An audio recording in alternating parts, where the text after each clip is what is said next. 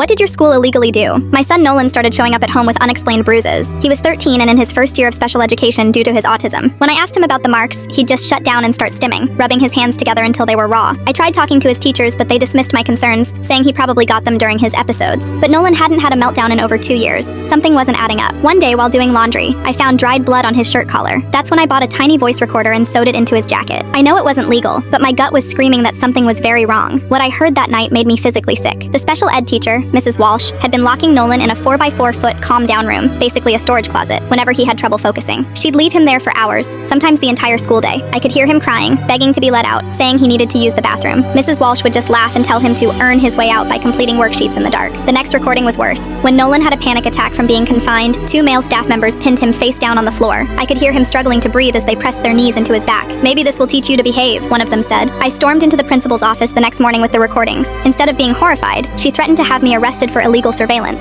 She even smirked and said no one would believe an unstable child over respected educators. So I went to the school board meeting that night. When it was my turn to speak, I played those recordings on full volume. The room went dead silent except for Nolan's recorded cries. Parents started crying. Board members looked like they were going to be sick. But the district's lawyer jumped in, again threatening legal action against me. They tried ending the meeting early. That's when Thomas Parker, a local news reporter who had a son with autism, stood up. He'd been there doing a story on school funding. "I've heard enough," he said, pulling out his phone. "This airs tonight at 11, and I've already sent copies to 3 other stations and the Department of Education.